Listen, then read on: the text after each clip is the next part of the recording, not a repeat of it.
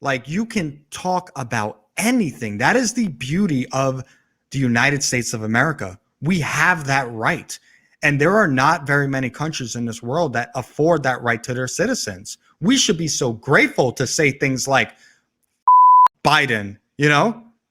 Because you say that and go to Iraq and say some stuff like that, you know? That you're not going to be long for this world. Like, we have that freedom to do this, and instead of being appreciative to it, we want to use it as a weapon against each other and try to destroy each other and cancel each other. And that to me just it sickens me. It's so ironic, and it sickens me at the same time.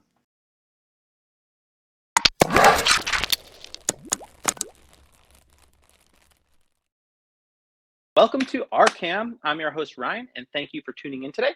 And today I have on guest Dan Ramos. He is a Twitch streamer, and I'm excited to be having this conversation. How are you doing today, Dan? Good. How you doing? I'm doing good, man. I'm doing good. Enjoying life, enjoying Southern living. So I'm down south now, and loving every second of it. Wait, where are you again? Southern. Uh, yeah, South Carolina. I left New York. Oh, okay. Oh, Yeah, wow. Yeah. I bailed on that place, bro. Yeah, Not about life in New York anymore. it's wild. I do love New York. I spent 10 years in Florida, and I can tell you, like, I mean, definitely New York is over Florida. I do not recommend going to Florida. Did not have a good time there. Where were you in Florida? I was near Orlando, so I was near the Melbourne area, which is like a half hour away from Orlando. Yeah, Florida's booming right now. It's like one of the most moved to states in the country right now, actually. And Yeah, actually, yeah. majority of the people are leaving New York and California, so they're heading down south. So anyway, why don't you tell my audience a little bit about you? A little bit about me. I actually went to high school in Monticello, along with Ryan. That's how we know each other. I'm originally from New York. I spent 10 years in Florida. I've been streaming on Twitch for quite a while now. I think about 5 or 6 years total. With this channel that I have now, about 3 years. I work in the health field. I've had a million jobs in my life, primarily in the health field. Right now, I'm working for a hospital in the pharmacy, and yeah, I'm just. I mean, for those of the people that have known me since high school, I'm kind of the same person. You know, a little bit of a clown, very outspoken, very brazen, and people either really love me or really hate me. I feel like more people hate me now than when they did in high school for sure. I feel like I've been more hated over time, which Yeah. is unfortunate, but it is what it is, man. So, how did you get involved with Twitch? Twitch. So I actually dated a girl from uh, Liberty, I think it was. And we were at the Walmart in Monticello. Okay. And she stole $20 worth of makeup. And it turned into a bit of a situation, a legal situation. I didn't know that she did, but they arrested both of us. And so I didn't have a record or anything. So they made me do community service. That community service wound up being at the Liberty Free Theater, which is like an off Broadway theater ran by Paul Austin, who's like, I guess, this freaking well renowned acting coach. And it went from community service, moving chairs, sweeping things, to him taking me under his wing and mentoring me. So I got heavily involved with acting, got into some modeling, the whole nine. So I've always been into like entertaining and having a good time and being in front of people. But then at the same time, I've always been into video games, and video games have been kind of like my coping mechanism since a child. And one day I found out about streaming, and I was just like, hey, I'm going to try that. That's literally both of my worlds combined into one. And I streamed when I was like 20 years old, but I had a terrible laptop. It was really embarrassing. There are some screenshots out there. But, you know, I just recently in these past 5, 6 years have said, you know what, I'm going to actually do this to make something out of it. And that's what I've been focusing on. Dude, that's awesome, man. I mean, honestly, that's cool that you were able to kind of combine those two passions and turn it into something where you're actually doing it, which is Yeah. really encouraging to see. So, Tell me a little bit about the TikTok, Twitch community. What is that like? What are they Oh like? gosh, it's well, I would say it's very clicky. There's a lot of different types of communities in Twitch. There's, the horn dogs that go on there to watch some of the females that do skimpy things and risque behavior. I mean, they skirt the line very well, so they do their thing. We have people who are into like variety games where maybe they just stick to just watching one game and whichever streamer's playing it. Then they have people who are like, the what's the term what's it called when you kind of follow the most popular trend or person? Uh, it's when you ride something. I forgot what it's called. The wave Um, or no, a no. trend? I think it's like a baseball thing. It's like when like, oh, when the Yankees were hot, everybody loved the Yankees, and they're not real Yankee fans. They're just like them because they're winning. So there's those type of viewers. And then you have like, I played League of Legends, which was one of the biggest categories on Twitch. And that is a very, very toxic environment. I used to Um, play League a yeah, lot I know. actually, and I tried to jump back into it, and I sucked again, so I didn't know what I was Yeah. doing. I had to relearn over, but people are like bottom lane noob, bottom lane. What do you do? I'm Yeah, like, yeah. all right, Noob. That whatever. they were. Let's be real. They weren't calling you a noob. They were calling you Yeah. something else. It gets real bad. Yeah, it's really bad though. But the internet is just a very destructive environment, and people are sad and upset, depressed, the whole nine. So they come on here and they feel like, oh, now I can gain some power in my life and put this person down. And while they're typing, they can see my face. So if they upset me, they get that like satisfaction, and it turns into this whole perpetual cycle that occurs. It was something I had to learn because I used to get upset. Like I used to struggle from anger issues. So when I first started streaming, somebody would come in and be like, "Oh, you're ugly. You got a fat nose, and you end your life and stuff like that." And it would get me upset because I'm like, "Who are you, bro? Like, why would you say that to another human being?" But I had to realize, like, no, that's just the internet. People just want to hurt others, and it's Isn't it go isn't it ahead. weird though how people they have this disconnect with the person beyond the screen, Yeah. and if they were there in real life they would never say Oh what they're yeah. saying. They would Oh yeah. never act the way that they're acting. And some people will be like, well, that's just the internet. But yeah, but those are real people. Yeah. You can't make that's a real person on the other end of it. So if you're a crappy person to someone online, you're a crappy person in real life. Like Or that's who or you are. or you're a crappy person in real life who doesn't have the courage and bravery to be that crappy in real Oh life. So yeah. you just do it on the internet. It's Yeah, true. cowards. It's yeah, it's kind of like the saying, oh man, what's the saying where it's like you can sense the character of a man when you see him uh how he treats people below him. And ultimately, like when we put ourselves out there, we are we're the consumer because we're trying. No, I'm sorry, not we're the consumer. They're the consumer, so they kind of have power over us in terms of whether we're successful or not.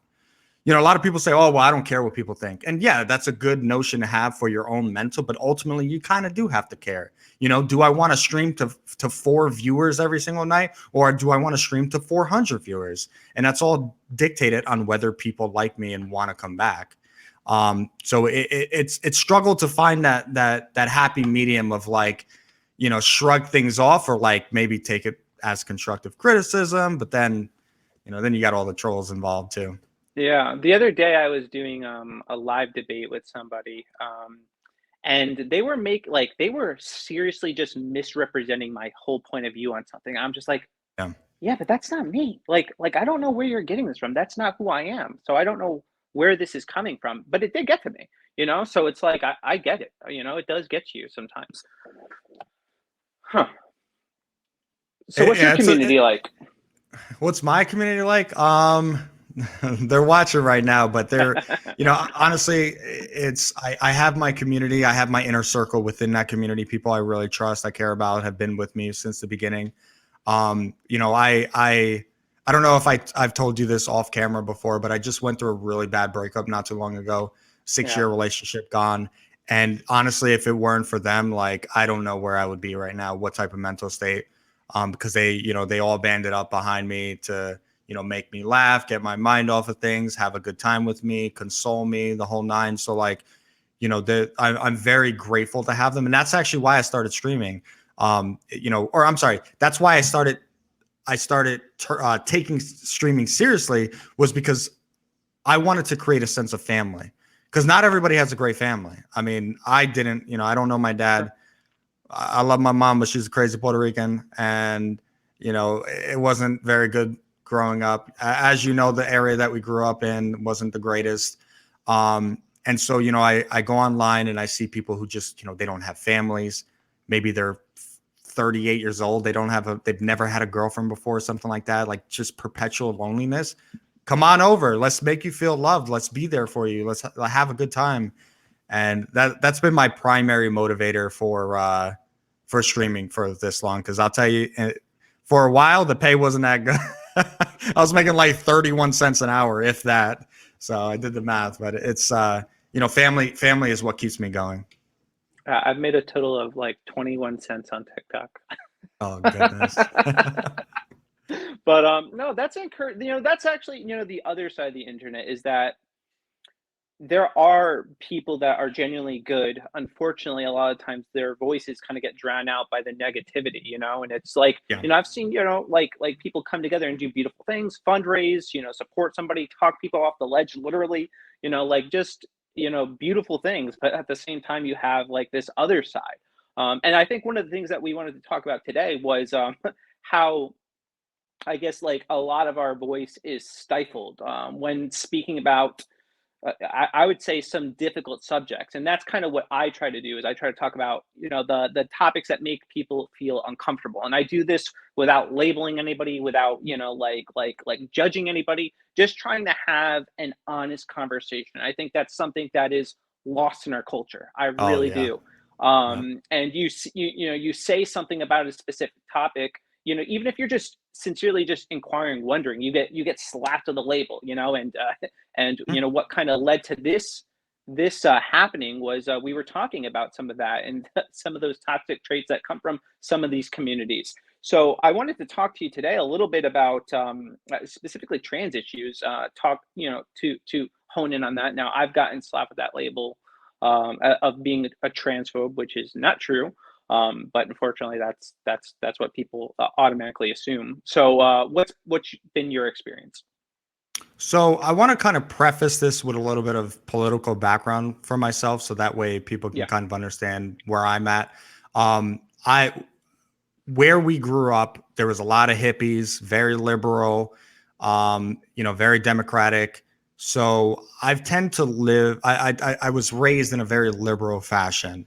As I got older, though, I started to do a little bit more free thinking and a little bit more investigating, and I've adopted some more conservative, even some libertarian, ideologies.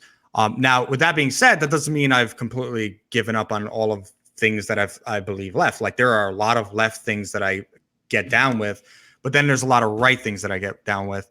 So to me, I don't care what side the actual idea is on. Does it make logical sense to me?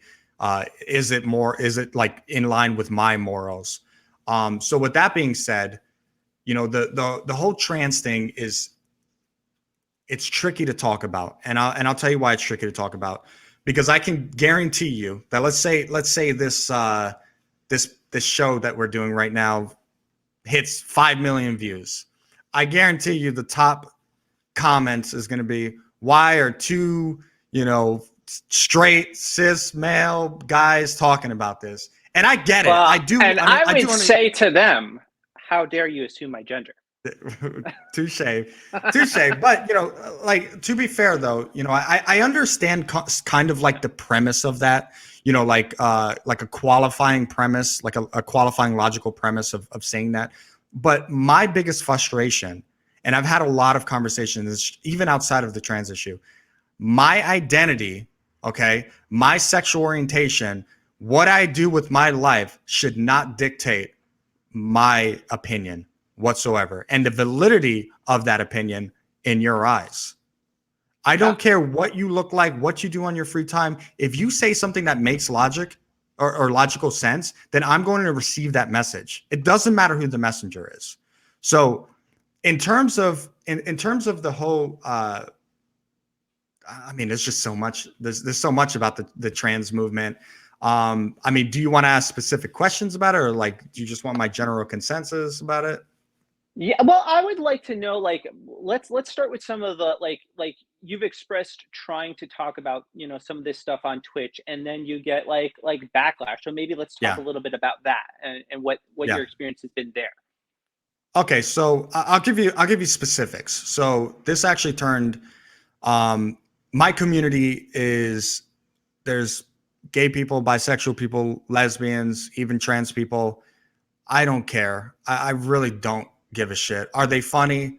Are they nice? Are they good? Do they give good energy when I hang out with them? That's what's important to me. Um, and so the topic of I think it was when Trump banned trans people from the military.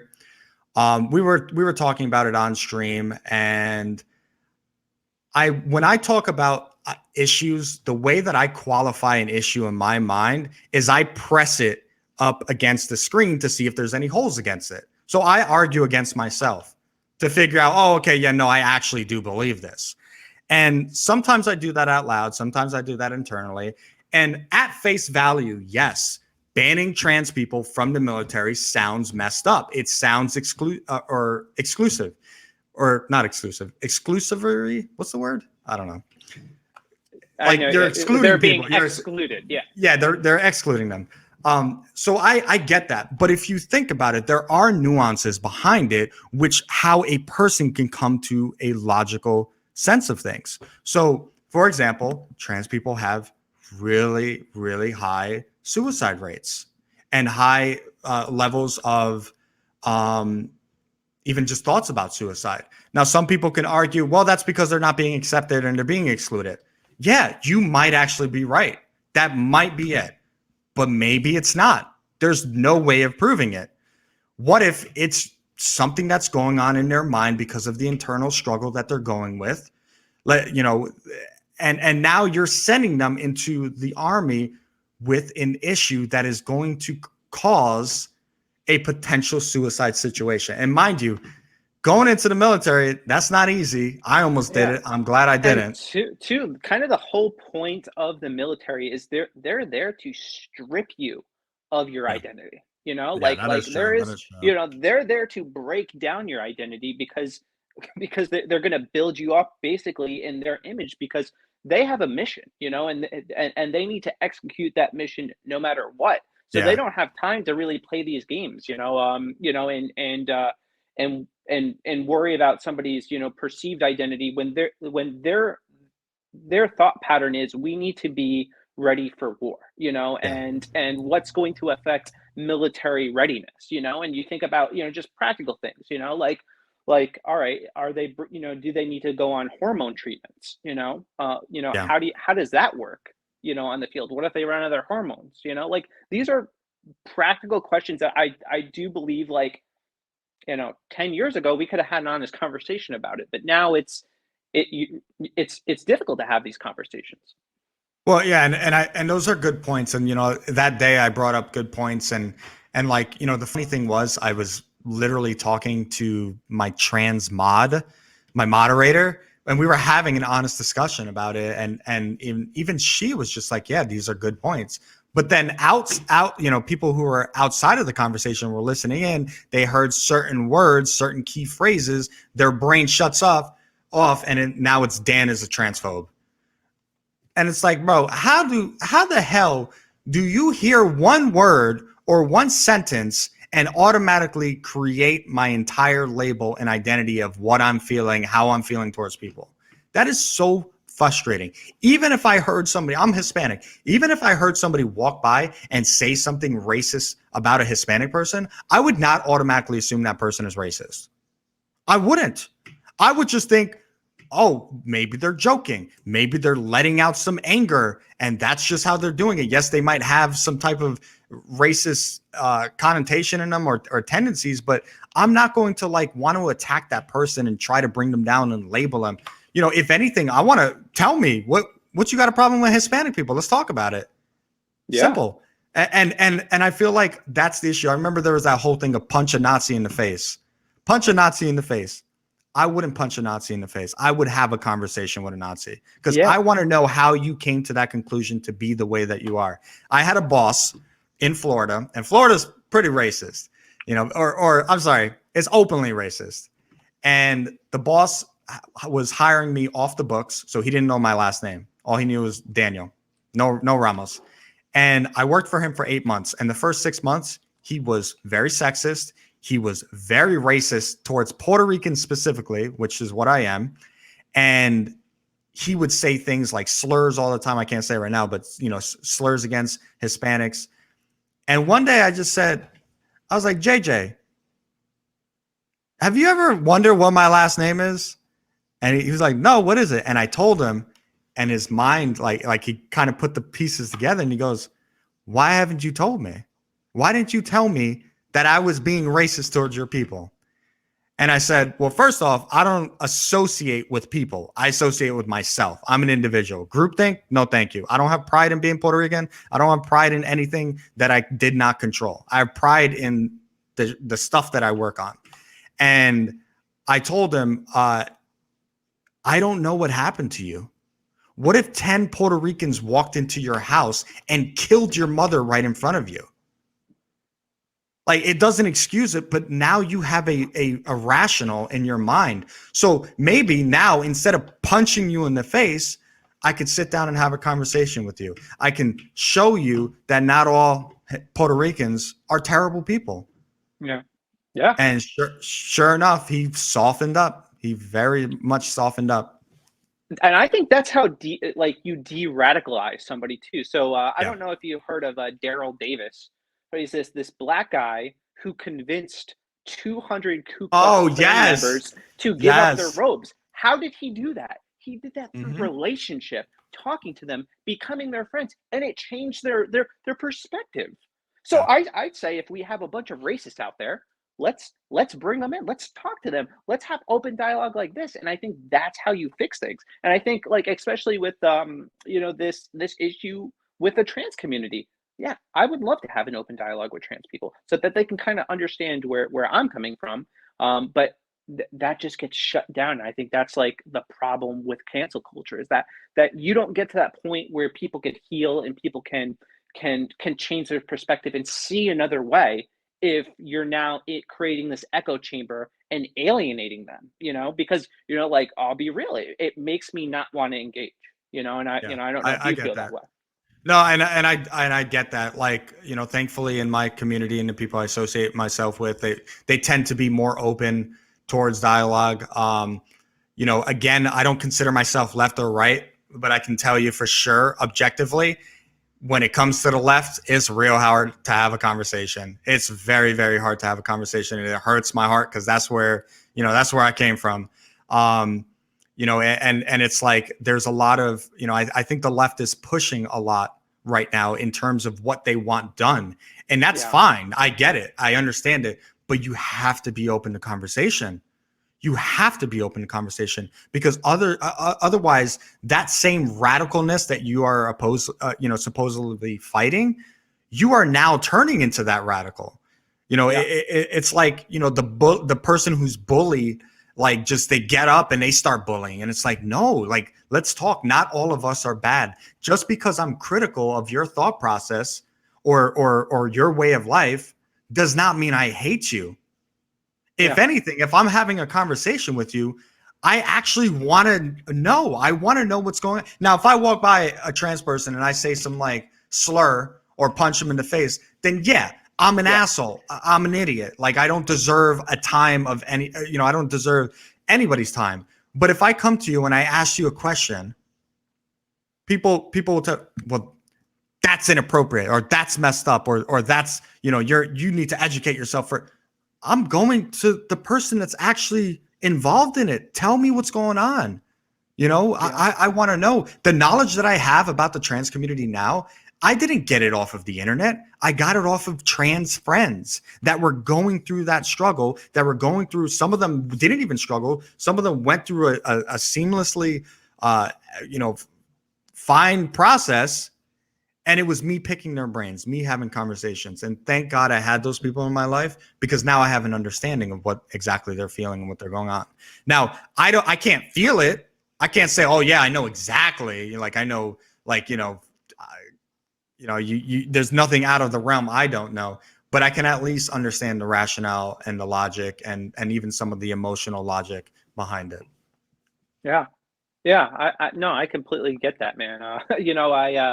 It just bringing up like what happened the other day when I was in this live debate. The live debate got cut short because here's the scandalous opinion I had. Maybe some other people are gonna think it's scandalous. The question was posed to me: do you think that addiction is a choice? And I said, well, yeah, I do think it can be a choice. And now there was an opportunity there, like maybe it wasn't. I don't know because they never gave me a chance to actually talk any further than that. They ejected me from their live, Oh, and then that's went on weird. to yeah. They're like, nope, we can't have a conversation with somebody that thinks addiction is a choice. Like, and then they were Yeah. slamming me. I'm like, you didn't even give me a chance to explain. Maybe we would have found some common ground. Yeah. But Or or I or or understand. maybe or maybe you would have rationalized your thought process, and then they would have rationalized theirs. And let's say hypothetically they were right, then you would have been like, huh, maybe you're right. And your mind would have been changed. But instead, it's like, oh no, you're the enemy. You have a different opinion than me. It's silly. Absolutely silly. So have you had any success then? I guess in kind of pushing past some of those conversations and being just sincerely sharing what you think on a specific issue. I have. It's primarily off of stream. This is actually the first time I'm ever streaming anything this, I guess, controversial. Even though in my mind I don't see it as controversial. I've told you off stream before that listening to your podcast has kind of given me some motivation and inspiration to get on and do things, because I'm a very opinionated person. I mean, us New Yorkers want to talk, and there's a lot to talk about now. And I think I was lucky enough to be blessed with, having the ability to communicate in an effective manner so that people can understand my point of view. So there have been a lot of moments where I have been able to get through to people. But I would say more times than not, I'm getting shut down. I'm getting labeled. I'm getting, they're trying to cancel me. And it's just, it's very tiring. And it destroys, it like disheartens you. It really disheartens you. Yeah, man. I'm on my fourth strike on TikTok, and they're threatening to delete my account. I'm like, man, like I haven't even done anything really yet, and it's like it is frustrating. But the encouraging thing, like you said, are the people that are willing to listen and hear you and offer you support. And I found a lot of that actually in the TikTok community. So I'd have these conversations, or I try to have these conversations on other platforms like Facebook, and man, it was just one attack after the other. And TikTok, I found a little bit more of a community there, but then the actual company themselves started to censor.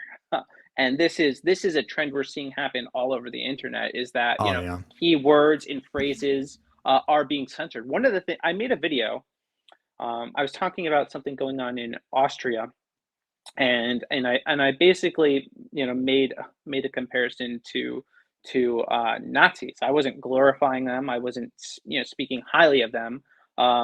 It wasn't the context in which I was using it wasn't, in my opinion, something that should have been banned. But just that word got ding, boom, hit the algorithm, done. Does that happen on Twitch? Like you say certain things and it dings your algorithm? No, so there's no algorithm in Twitch. The way that you gain exposure is by getting more viewers. So the more viewers, the more you go up the list. So there's no algorithm in that terms. They Oh, are that's starting sweet. to, Yeah, they are starting to mess with like certain types of algorithms. Like if you're watching my stream, you might get suggested on the bottom left, like other streamers maybe I've watched or hosted before. So it does create some type of connectivity, and I agree. Like I fundamentally like I agree with the premise of an algorithm. It is to help individuals out, and it's supposed to help the consumer out find things that they would like. Um, so thank goodness there's nothing like that. There's no like voice recognition that'll, if I say one word. But the bigger you get, the more eyes you have watching you, and then you got to be careful. I've seen some people on Twitch that have been canceled or banned for saying something that was considered controversial, and I look at it and I'm just like, bro, that's not even that serious. Like, have they never heard a human being talk before? I've heard the most disgusting, horrible things. And that person just says, like, some silly little joke about, like, why can't, I'm getting frustrated. Why can't I have a best friend who's gay and make a gay joke to my best friend? Why is that not allowed? And their argument is, well, because somebody can come in and see you making that joke and they can go, oh, well, if it's okay. And maybe they don't understand the humor. So now they believe that joke and they go around and they kill a gay person.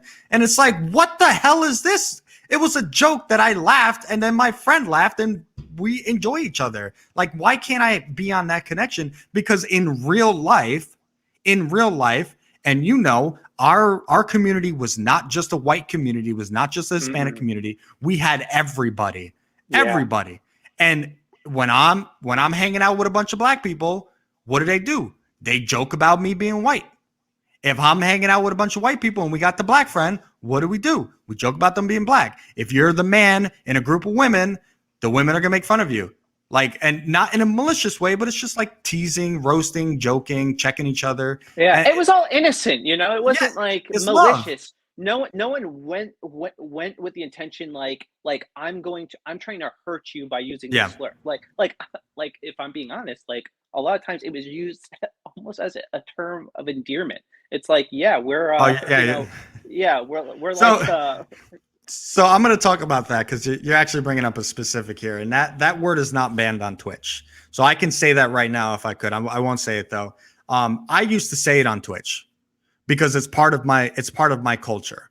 Okay, Yeah. and everybody knows in my community that I've struggled with that because I have had so many people come onto my stream and hear me saying it, and I'm not saying it like incorrectly. Like, I know how the hood says it. I'm from the hood.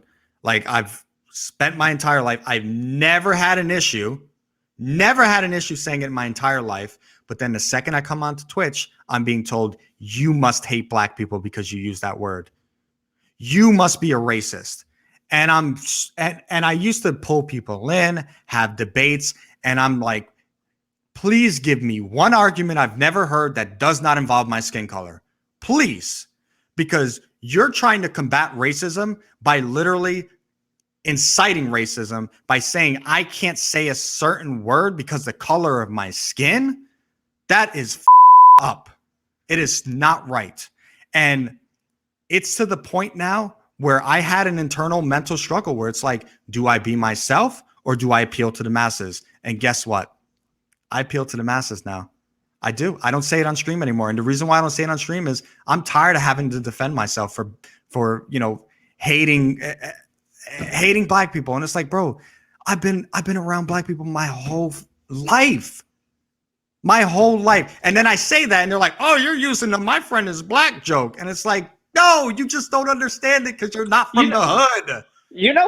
People use that as like, well, you're just the tokenism. Well, I actually think like if you're willing to be friends with people of the opposite skin color of you, then I don't know. That's like a good indicator to me that you don't hate them.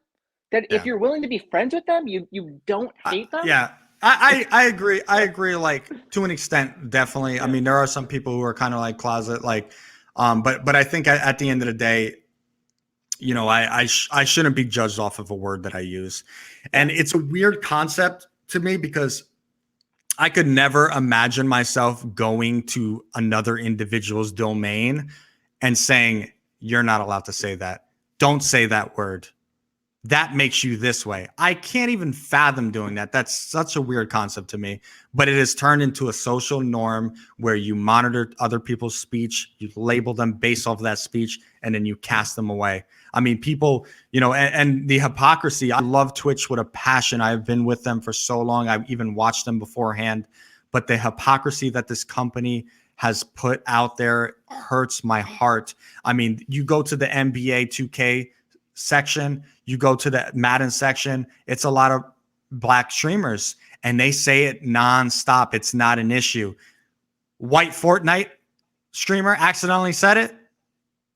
And he didn't say it with a hard ER, which I do not condone whatsoever. I get that shit. That word actually makes me feel uncomfortable. I don't say it, but he said it in the colloquial term, the term of endearment. He was saying it to his black friend. He said something along the lines of like, "Oh, we going hiking this weekend?" They canceled him. He got kicked off the platform. Isn't that funny too? Like it's just like one moment, just one small little thing, can completely wreck somebody. I mean, Yeah. especially if they're doing well on the platform.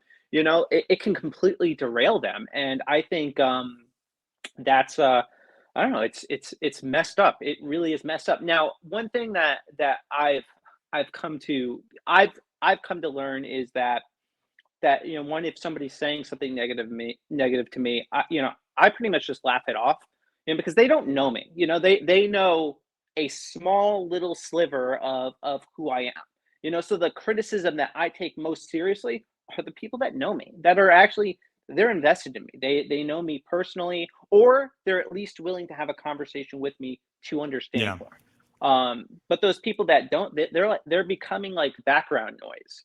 And I think one of the mistakes that people do make when they get canceled, or when someone, the mob is coming for them, is that they apologize. By apologizing, you're admitting guilt.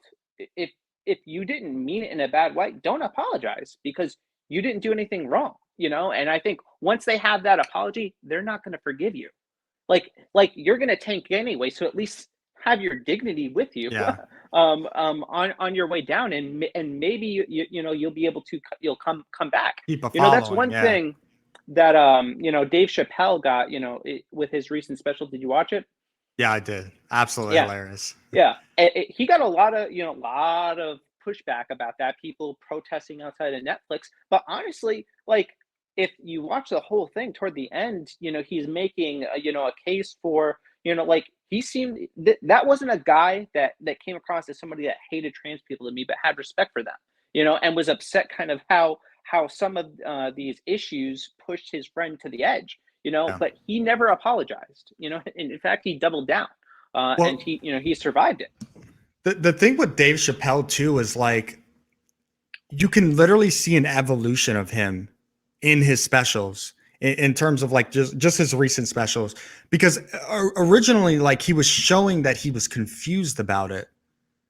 Like, he was confused about it, and then he was like, attracted to it, and then he made some jokes, and then he befriended it, and then he ultimately had love for someone that was trans, and that person was ripped away from his life. And I've heard the same criticism. I have people in my community that have said, like, oh, he's using trans people as a punchline and blah. And it's like, bro, have you ever watched comedy? I mean, you just had a podcast with what was his name? Aaron Levine not too long ago. And I mean, we all know Aaron from back in the day. Aaron was not a politically correct person. He said some wild shit in his life. And I know for a fact because I've watched his comedy, like, obviously he has developed and refined it, but he can't say whatever he wants. He can't joke about whatever he wants. And he even said that in the podcast, like, it sucks. It's so strictening. Like, humor should know no bounds. Yeah. Humor should know no bounds. And whether a joke comes out and it sucks or it's good, you have to look at the context. It's comedy. And it frustrates me because I like, I'm being serious now, but I'm usually like joking and being facetious and sarcastic and saying a lot of jokes. But like, now I'm back in the actual workforce and I have to be careful of what I say. And it's not just because of like, oh, I need to be professional. It's, will this person think I'm discriminating them? Will this person think I hate them? Will this person want to attack me or cancel me or, call HR? You can't even crack jokes. So all you can joke about is the weather. And even then, I don't even know if you could do that because of global warming. Like, it's crazy. No, you're totally right, man. And it's I don't know. It's an unfortunate state of events that the world is in, but Yeah. it again, it's encouraging with like the community that you have that they're open to having some of these conversations.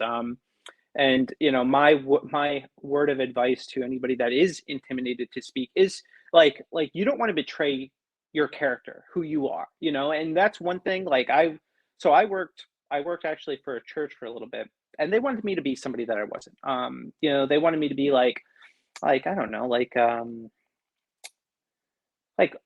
one of the edgy pastors, that was wearing skinny jeans, had my hair slicked back, and like Oh, that they really? they they had an image of what they wanted me to be, and it just wasn't me, man. Like it wasn't who I am. Like I like having deep conversations, and my objective is to really preach the gospel, so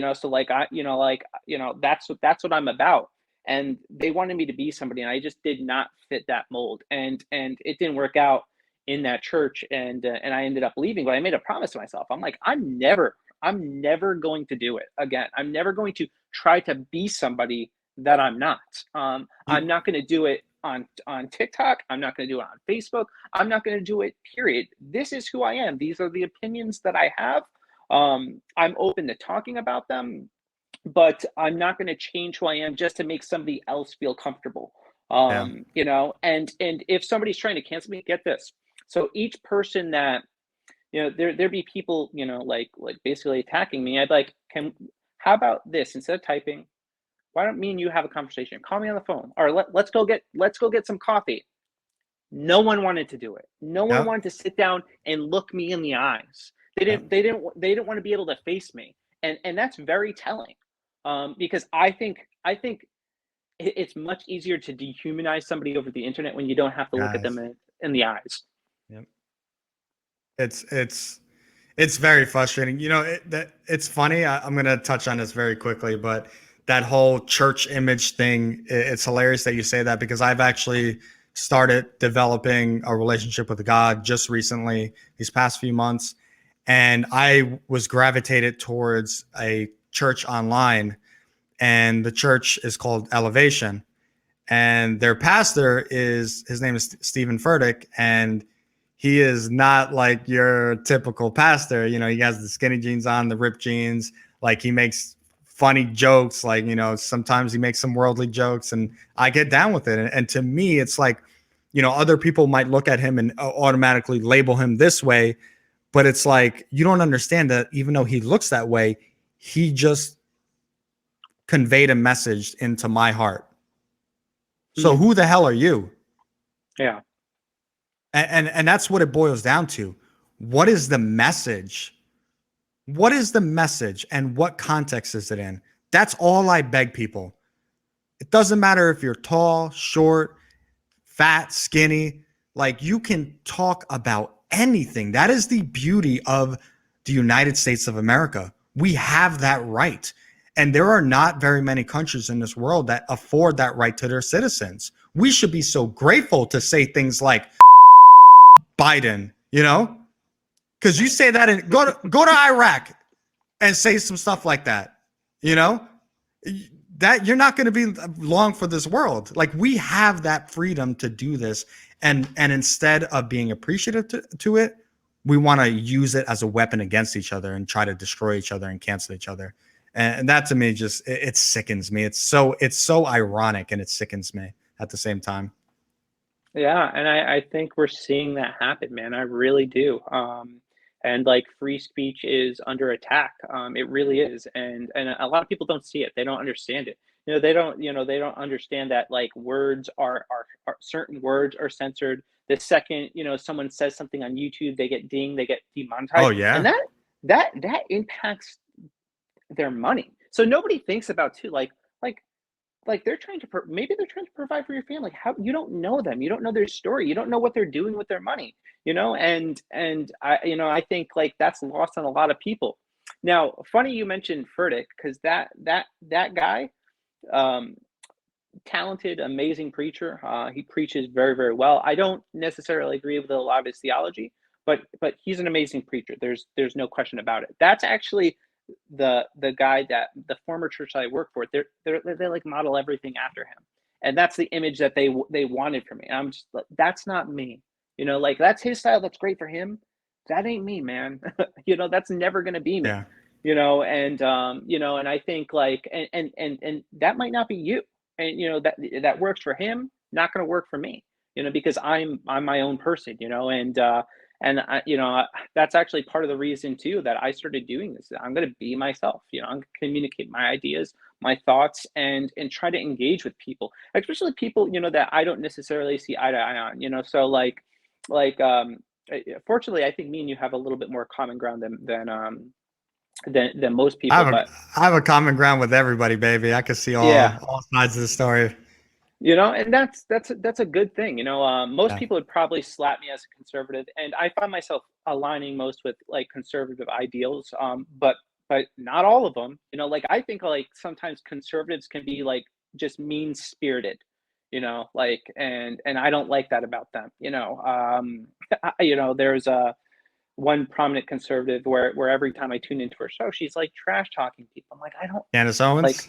yeah, I don't want to, yeah, I Yeah. don't want to hear this, like, Yeah. I don't, like, that's not, I'm here for ideas, not to hear other people get trash talk, and, I think that's what most people want. They want to hear ideas, but unfortunately, it gets clouded by animosity and labels and all sorts of negativity.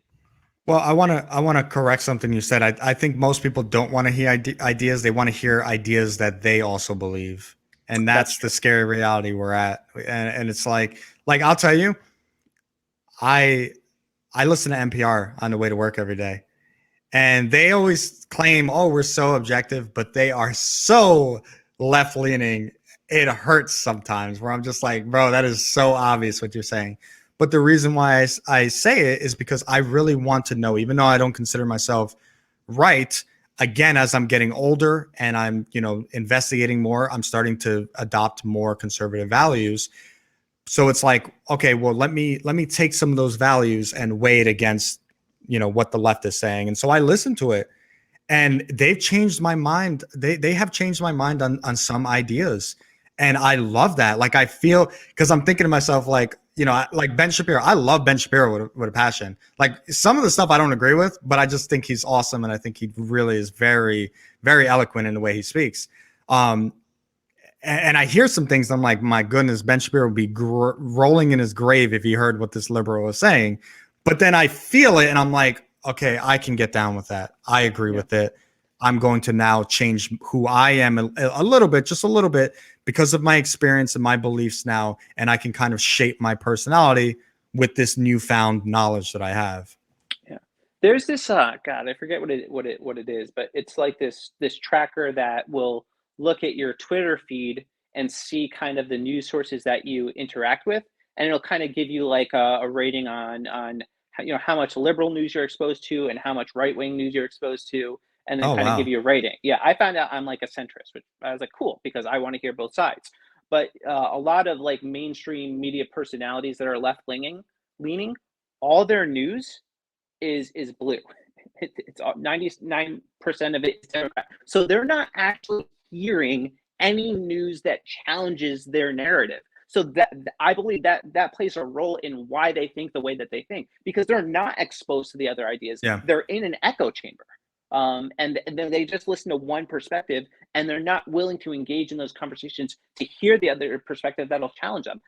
The right, I think, is the opposite. They like hearing, they like the challenges, they like hearing the differences of ideas. That's something that I like hearing ideas that challenge my own. That's actually like a lot of the people I follow on TikTok now. They're left leaning because I want to understand their perspective so that I'm better able to articulate my point of view when I'm engaging in a dialogue with them. Yeah, I also think that in terms of looking at the left versus the right, one identifiable factor that I've come to the conclusion of lately is that the radical right is a lot more really far right. When you start identifying somebody as a radical right, that you're real far on the spectrum. But I feel like the radicalization of the left has started to become more normalized. And so to identify somebody as having radical beliefs, I think it comes a lot faster in the spectrum. And that right there is an issue where we're allowing more radical ideas from the left to become mainstream. Yeah. And you can't challenge that because, again, like Twitch, for example, Twitch, very left leaning, very, very left leaning. I say something that goes along with the left crowd, I get finger snaps and cheers in the chat. I say, yeah, maybe we should build a wall or do something with our immigration. Oh, you're racist, you Trump supporter, blah, blah, blah. And it's just like, whoa, why can I have this opinion, but I can't have this opinion? And why are we allowing the left to dictate so much of what's going on in this country? They control all the institutional power. I mean, they're in Yeah, control of media. everything. They control media. At like most mainstream media corporations are leftists. They control Yeah, Hollywood, so they control a lot of the messaging. And I'm spending more time on TikTok. It's scary, man. It really is like disheartening. I read an article today, or at least a piece of an article today about how there are people that are basically, there's this trend on TikTok of kids. Uh, wait. What is this involving? Because I'm on my second strike on Twitch. I don't want to. I'll be. It's I guess dissociative identity disorder, and they're Okay. presenting as having multiple personalities, but it's like becoming like a trendy thing to do.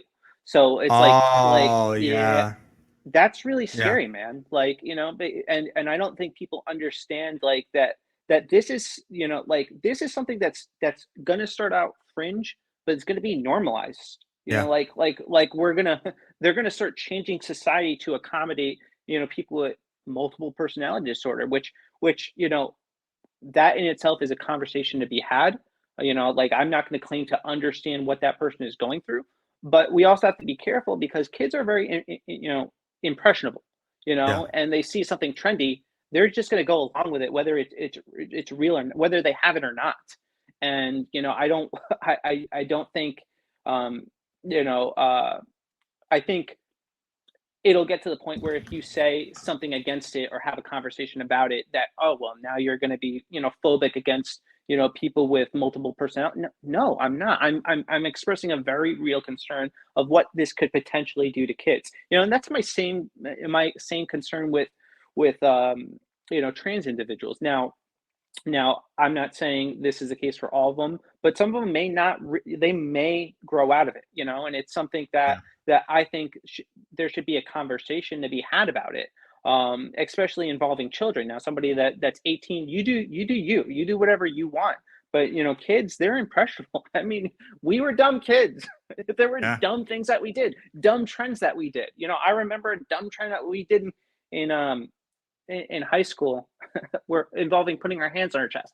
Dumb as hell, but we did it, and Oh, you talking about when you stand up? Yeah, that was yeah, stupid. yeah, it's I never did stupid, that, but but yeah, yeah, but a dumb trend, But yeah. and some of these things can just be trends, and just got to be careful with it. So it's funny you say that because I've been having a thought process in my mind that I've been debating against myself, and I haven't actually talked about too many people uh, about this, but I'll kind of like reveal it now. But it's like a lot more people are trans now. A lot more people are trans now than there were. And there's two sides to that argument. Is it that because it's more accepting, actual trans people are more, free to be themselves? Or is it, like you said, an influence thing? Is it a trend? Is it people maybe being confused and then now they have a new label to slap on it? And, it's like, everybody thinks they have cancer because you Google something and then it says that you have cancer. So, if something's not exposed to you, then you might not necessarily associate it with. And it's just like this whole like logic and lack of logic argument that I'm having myself, because I really can see both sides of it. But at the same time, there are times when I've met people that say that they were trans, okay, and they identify as it. Like we had somebody in my community and looked like your brother back in the day, like beard, big dude, like did deep voice, everything, did not identify with any type of femininity, but then said, I am a female. Call me this female name. And I was friends with trans people, and you can say like, oh well, you're just kind of perpetualizing the stereo of what a man or what a woman should be, and blah blah blah blah. So I get that argument, and I can say, yeah, maybe there's some elements of that, but at the same time, it didn't feel right to me. It didn't feel natural. I have a trans person in my community. I I say she. Why? Because that individual comes off like a she to me, and I feel comfortable doing it. And I have no issues saying it and no issues of thinking of this individual as a female. Okay. Yeah. But this other individual, I felt very uncomfortable. And guess what? Lo and behold, that person wound up saying, I'm not trans. And I'm like, I could have got canceled for my opinion of you before. Like Yeah. that's not fair to me. Like what? So it's so confusing. Like what you brought up the kids. Like there are statistics and studies showing that. I think I saw a study that I'm probably way off with the numbers, but it was like kids like 4 through 11 or something like that. That if you didn't encourage any type of like trans talk with that child, then most children who had kind of like gender identity issues tend to go back into their gender. Dude, I don't even think we should be talking to kids about it, period. Because kids are very my daughter, for example, the other day Yeah, or a couple weeks ago, she pretended she was a cat and she was like drinking out of a like the kids make pretend, like yeah, what if she decides one day she wants to get in the try to wear my clothes. It doesn't mean she actually is that. And I think like we got to understand kids are that's a little bit kids are kids, but I tend to lean toward the understanding that a lot of the rise that we're seeing in this isn't because they've always been out there. I think it's being pushed. I think it's being pushed in every facet of society. If I'm being completely honest, we're seeing it. Yeah, I anytime I am plugging in for like a gender on a form now, you have that, non-binary and all these other identities. yeah, And to me, like I think there is, it's not a lot of it is not authentic. I'm not saying that they don't exist. Yeah, there are, people that clearly, do struggle with, the conflicting identities. But I do think it's we're generally, kind of going pushing in that direction. And you're seeing it, I mean, everywhere I look. And I think kids are being exposed to it the most. You go on TikTok, man. Every other thing I see is some sort of trans influencer. Most of them are kids, and I'm like, I don't know about this, man. And one other thing I wanted to talk about is so you brought up the pronouns thing. So, and this might get me slapped with a label. But I won't call somebody by their preferred pronouns. I just won't do it. Period. Like okay, if I perceive you, if the way you present appears to be like a biological male or a biological female, that's what I'm going to think you are, and that's what I'm going to assume that you are because that's what I see with my own two eyes. Now, if you say, well, if somebody were to, correct me and say, well, no, I'm actually a woman, I still wouldn't use the pronouns. I would call them by their name because people don't, forget that, like, Christians are not about that. Like, I don't, I respect a person's right to do what they want with their body and live how they want when they're of age, but I don't want to participate in that. I don't want to be involved in. I don't want to be compelled to affirm something that I don't necessarily agree with. Yeah, And that I get that argument. you know Yeah. you know that that can present challenges for me. Yeah, But I get that. That's actually what put Jordan Peterson in hot water a long time ago. In Canada, he was a professor, and they were compelling his speech to use pronouns. And he's a psychologist, and he even said, and even Ben Shapiro said, when it boils down to it, if I'm out to dinner with you, I have no problem saying it, but being compelled to say it by law is the issue. Um, my question to you, based off of what you said, though, and I present to you this logic: yeah, what if you're wrong, though? What if it's just some butch female and you're just straight up wrong? Like, obviously, there are some times when you can tell somebody is trans, but there are some times when females do present very masculine. And imagine you say like he or sir or something like that, and they go, "No, I'm a female." How would you then be able to differentiate whether or not you are, being compelled, or whether you're just, playing it safe? well, at that point, I just, if they, said, well, hey, I'm actually and they really were, I'm like, okay, Yeah, but how my do you bad. know that they really I were? I That's the don't know. thing. I'm Unless you just check gonna have underneath the hood, you're I'm not gonna I'm know. just I'm just gonna have to assume now. If they say Yeah. I'm a trans woman, no, well, ne- now I do know, Mm, and okay. I'm not gonna do it. So I'm just so not gonna even be compelled. even though I don't agree with that statement, Yeah, I still don't lose respect for you, because again, we live in the US and we have the right to say whatever we want. You can call me ugly and say that's my pronoun. And I could say, "Hey, that's not my pronoun." And I go, "No, Dan, you're ugly now." And there's nothing I can do. I just have to accept it or walk yeah. away. So, and a lot of people might, and I don't know, for those watching, they might assume like, oh man, this person is really intolerant. Now this is what I need you to hear. So I'm a Christian. I believe in Jesus, and I believe every word of the Bible is true. I believe this, and I live my life like it's real because I believe it's real. So I believe that sin's real. I believe that sin is a real thing, and everybody suffers with sin. Me, Dan, and, everybody. I agree. We're all under that condition.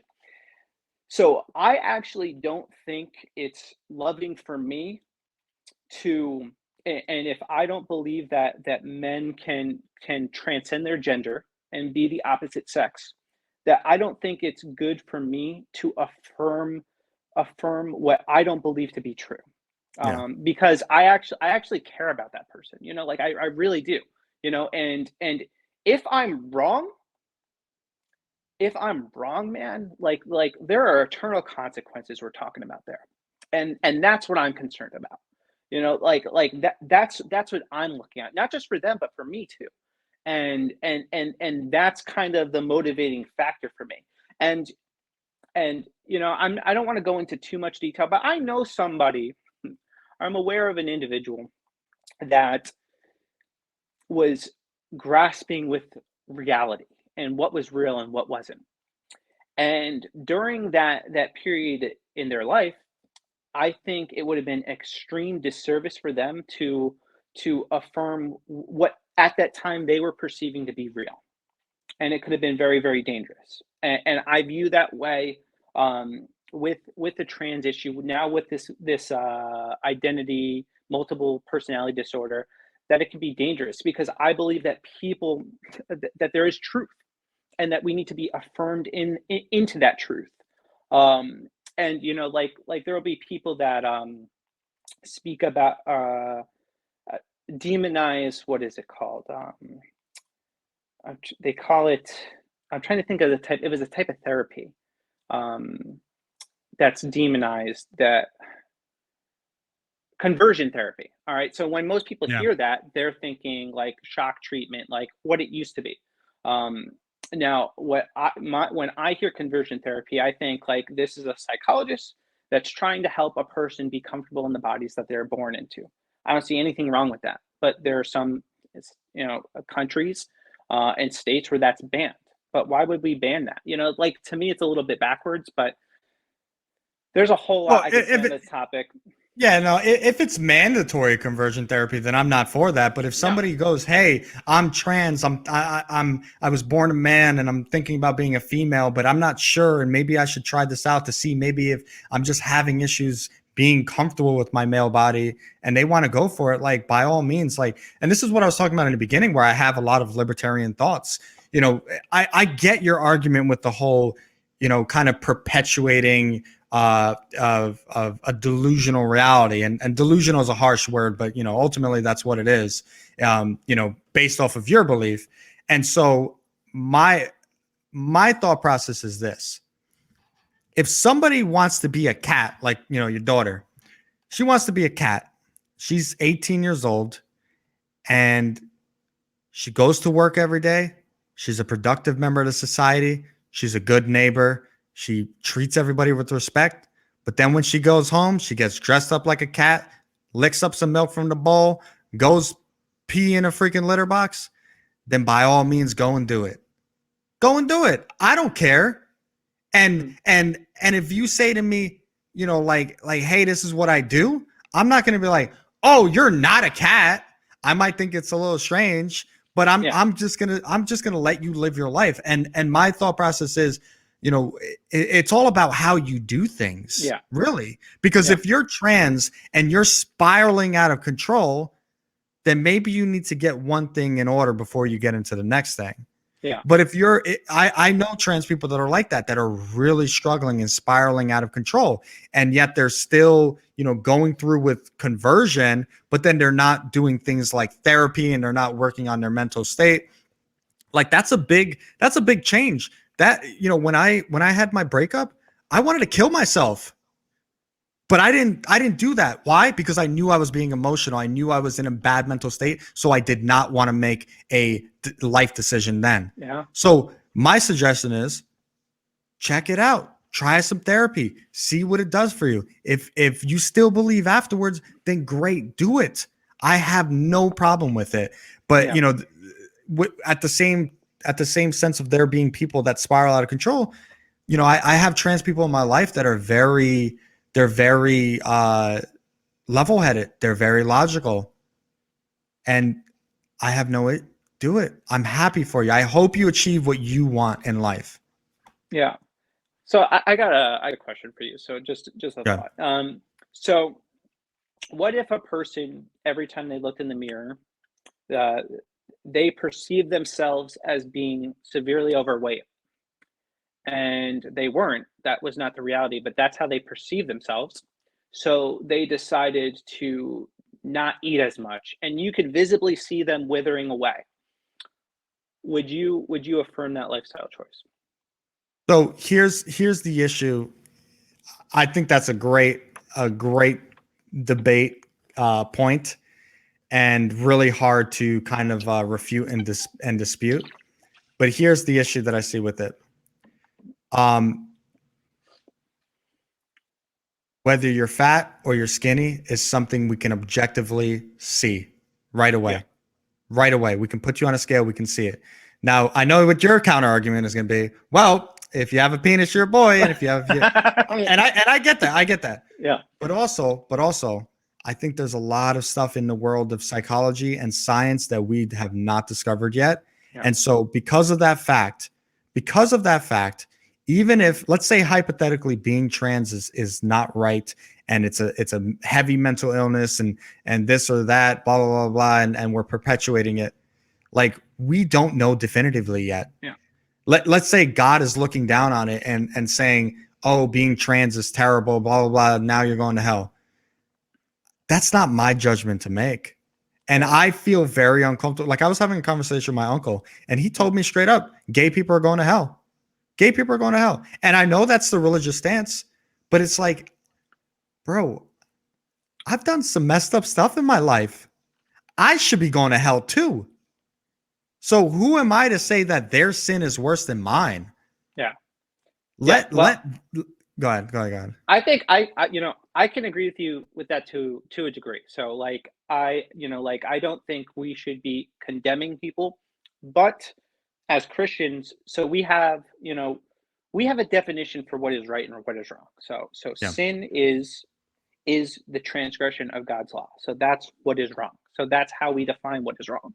So it's I wouldn't make a I wouldn't say to like somebody who's gay you're going to hell, without also saying like you can have redemption just as I somebody who's been terribly sinful has had an opportunity at redemption because the standard is the same for everybody. You, Yeah. me, somebody that's trans, gay. It doesn't matter. It's the same for everybody. The liar, the cheater, the adulterer.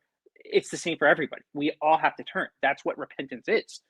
We turn from our sin to a better way, a higher way. And that's what I advocate for because like I have people's eternities in mind. I can't afford to be wrong here, because the cost is very high. It's very high. Yeah. No, I get that. And that's something that keeps me up at night. Like I get up, I turn on the news, I see the way the world is right now, and it's heading in a very, very bad direction right now. And like I'm legitimately concerned for people's salvation. Where they're going to spend an eternity. And my job as a Christian, as a believer, is to pull people out of that. Even if that means telling them hard truths, even if that means that they hate me because of it, because that's going to happen. Like Jesus actually says it. He said you'll be hated for my name's sake. Why? Because we're telling the world what makes them feel good? No, it's because we're sharing a message that challenges the world, and challenges the belief system of the world. And people are not going to receive it. They're not going to like it. And you're going to be attacked for it, hated for it, killed for it even. We're not there yet. I do think we're inching closer and closer there, and it's getting very scary.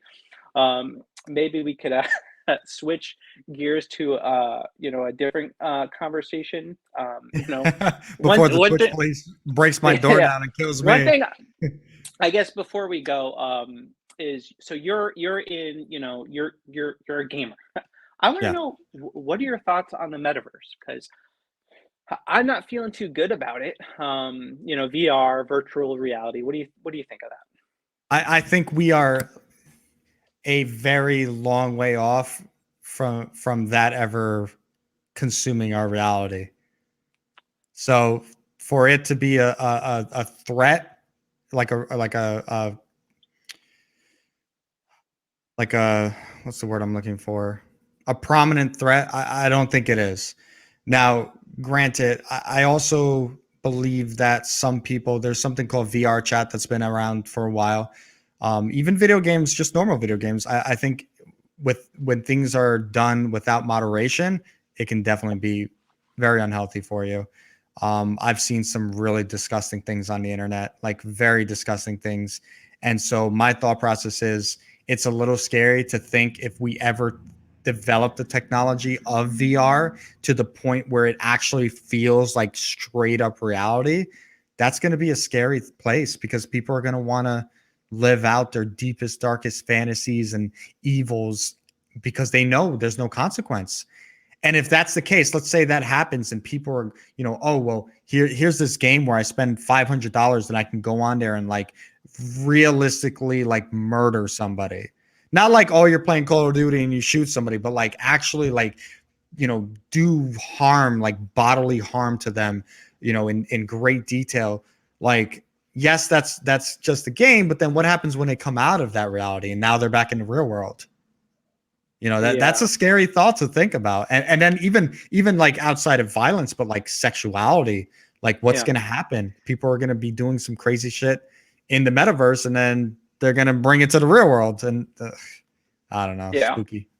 It's it definitely creeps me out because I don't think we're as far off as we'd like to believe. I really think we're heading there in a pretty rapidly. Just think of how quickly things changed in the last couple of years.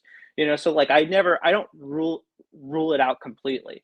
Because here we are, living, in one of the most technologically advanced times, ever, and we have technology that we didn't have 10 years ago, and things are changing more and more rapidly, and the development of technology increases more rapidly, and people are already hooking up to their VR headsets.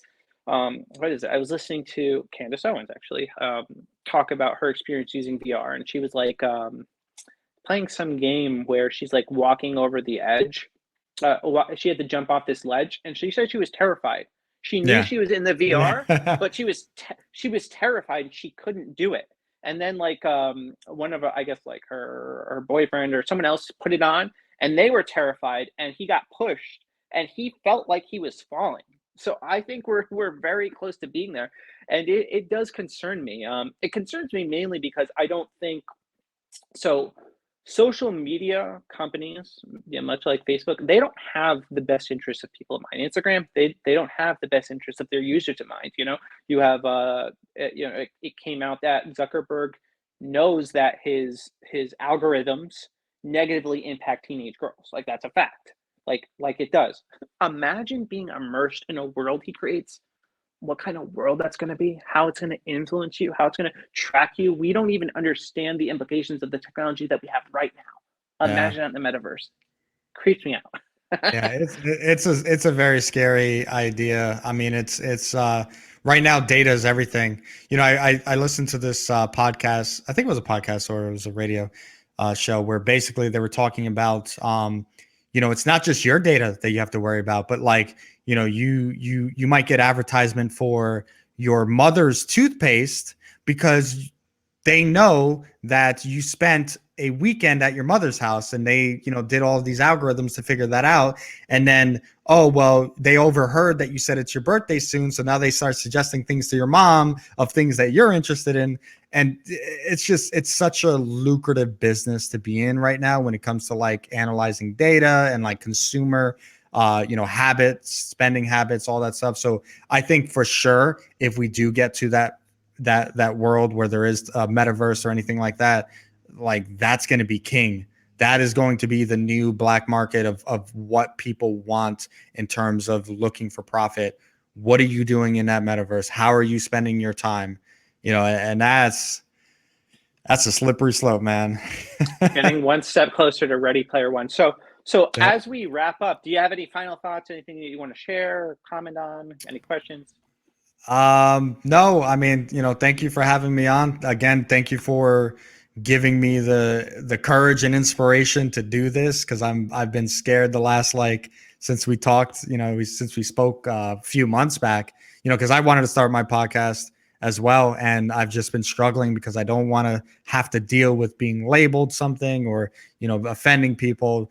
But I don't agree with a lot of the stuff you say, but I agree with the fact that you do say it, and that has given me a lot of inspiration and strength. So thank you, and thank you for having me here, and thank you for everybody on the internet. Like, the internet's a wonderful place. Yeah, I totally Sometimes. agree. And yeah, man, definitely do it. I think, just based on the conversation that we had here, man, you're a talented communicator.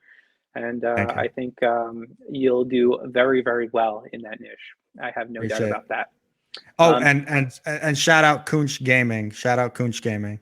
You guys know who you are. All right. that's awesome. All right. Thank you for tuning in, everybody. I appreciate all of you. Thank you, Dan, for coming on. Have a blessed night. Deuces. All right. Peace.